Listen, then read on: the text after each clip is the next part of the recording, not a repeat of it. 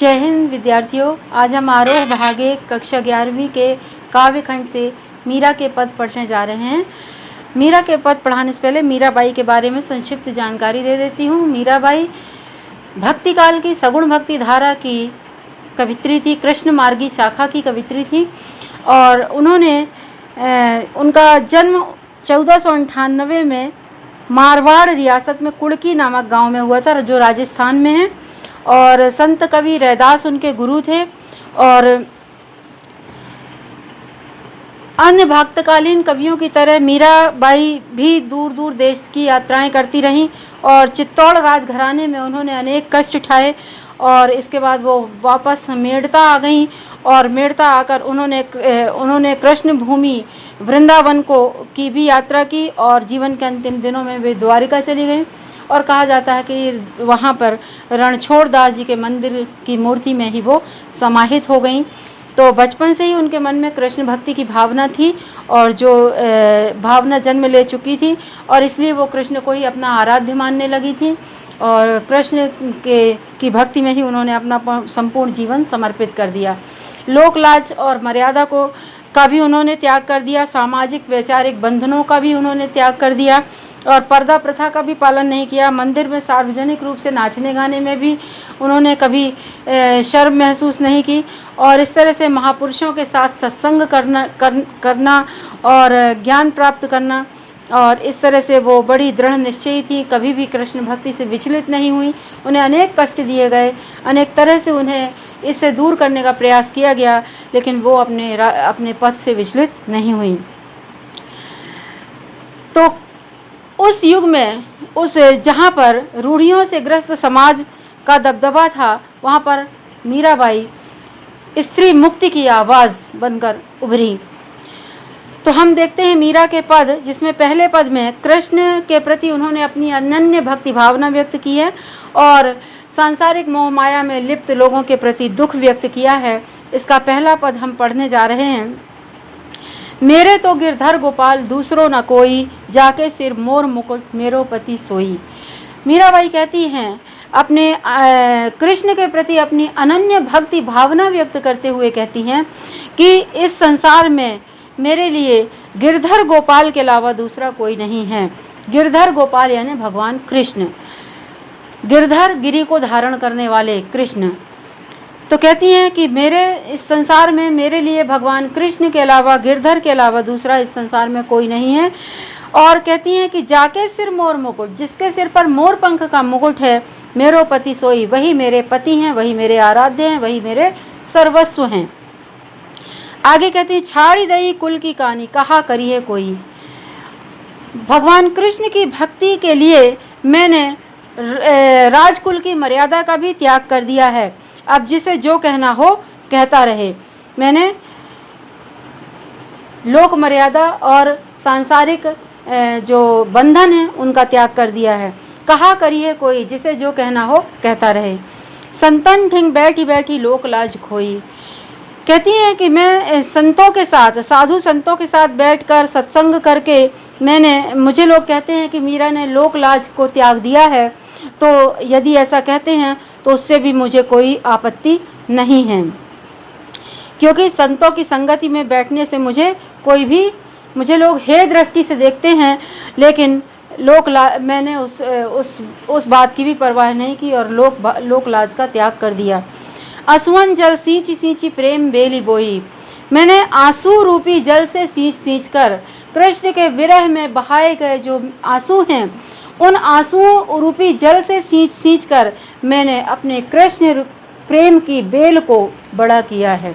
यहाँ रूपक अलंकार है, सींची सींची में पुनरुक्ति प्रकाश अलंकार है, बैठी बैठी में पुनरुक्ति प्रकाश अलंकार है और बाकी अनुप्रास अलंकार हर लाइन में आपको मिल जाएगा।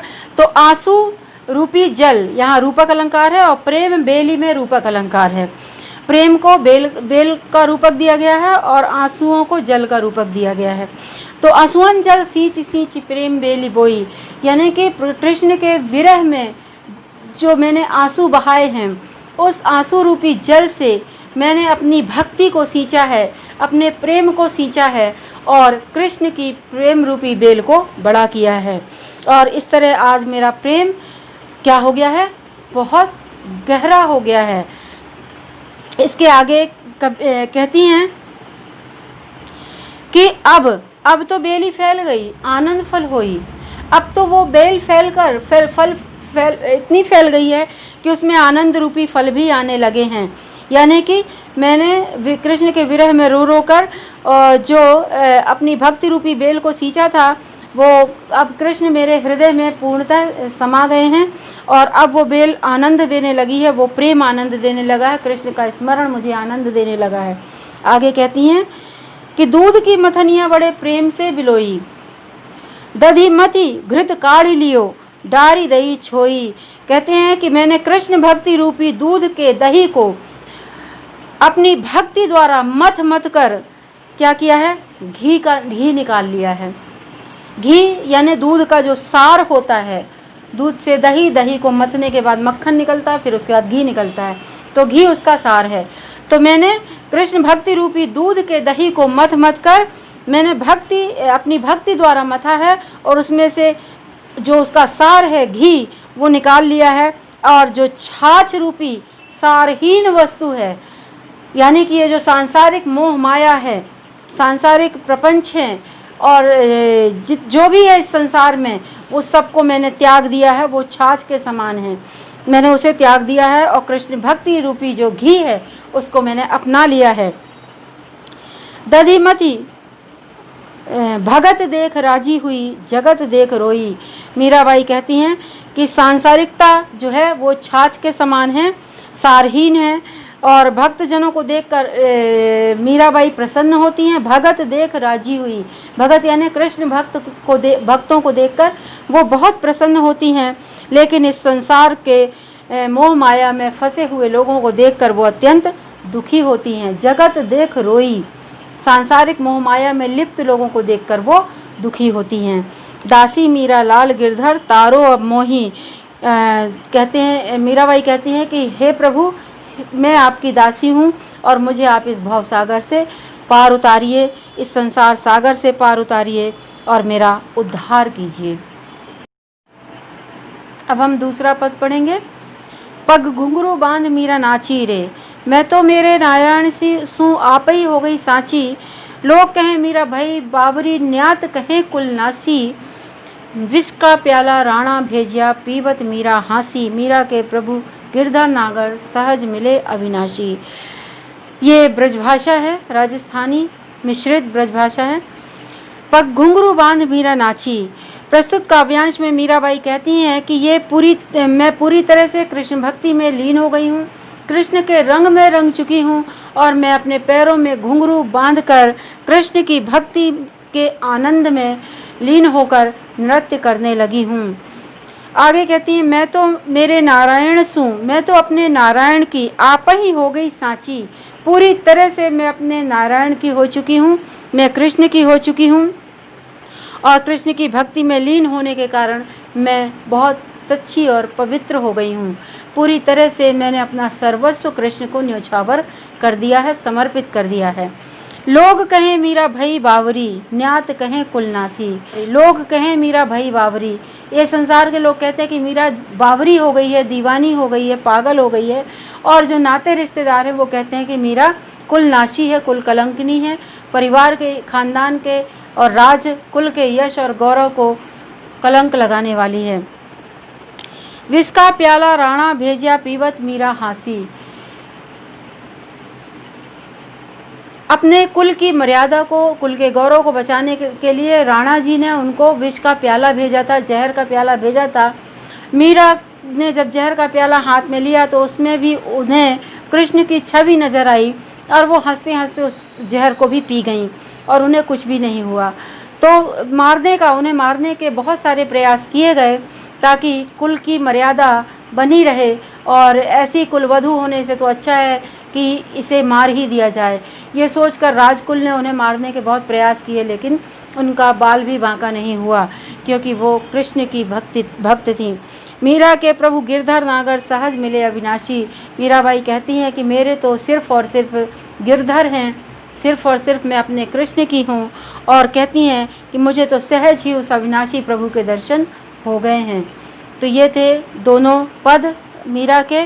और इसके बाद इसका हम काव्य सौंदर्य देख लेते हैं। पहले पद में देखिए, पहले पद दूसरे पद क्या सबको मिलाकर आप लिख सकते हैं कि मीरा के पद में मीरा कृष्ण भक्ति की गंभीर अभिव्यंजना है। मीरा के कृष्ण के प्रति मीरा का अनन्य और एकनिष्ठ प्रेम है, भक्ति भावना है। फिर आप लिख सकते हैं कि राजस्थानी मिश्रित ब्रजभाषा है ये, और सरल सरस मधुरता से परिपूर्ण भाषा है, और माधुर्य गुण है, और पदों में गेयता है, गीतात्मकता है, संगीतात्मकता है। और इसके अलावा आप अलंकार लिखेंगे तो अलंकारों की छटा दर्शनीय है, जिसमें गिरधर गोपाल, कुल की कहानी, कहा करिए कोई, लोकलाज खोई, इन सब में अनुप्रास अलंकार है। और इसके अलावा देखिए आप मोर मुकुट, प्रेम बेली, आनंद फल और असुवन जल, ये सब रूपक अलंकार हैं। और बैठी बैठी और सींच सींची में पुनरुक्ति प्रकाश अलंकार है। दूध की मथनियाँ बड़े प्रेम से बिलोई, ये अन्योक्ति अलंकार है। और इस तरह से संगीतात्मकता और गेयात्मकता पदों में विद्यमान है। दूसरे वाले पद में भी सेम यही लिखेंगे, और कुछ विशेष अलग से दूसरे पद में हैं अलंकार वगैरह, जिसमें से वही क्या बोलते हैं अनुप्रास अलंकार आपको हर लाइन में मिल जाएगा। कह कुलनासी, गिरधर नागर, ये सब अनुप्रास अलंकार है। पग घुंघरू बांध मीरा नाची और मीरा भई बावरी, ये दोनों पंक्तियों में दृश्य बिंब है, क्योंकि इन्हें पढ़कर हमारे सामने एक दृश्य निर्मित हो जाता है, इसलिए इसको दृश्य बिंब कहते हैं। और बाकी सब वही है, भक्ति रस की अभिव्यंजना है। तो ये सारा विशेष काव्य सौंदर्य आप लिखेंगे। और भाव सौंदर्य, काव्य सौंदर्य के क्वेश्चन आते हैं एग्ज़ाम में। आज के लिए इतना ही, इसके बाद फिर मिलते हैं हम अगली कक्षा में। तब तक के लिए जय हिंद।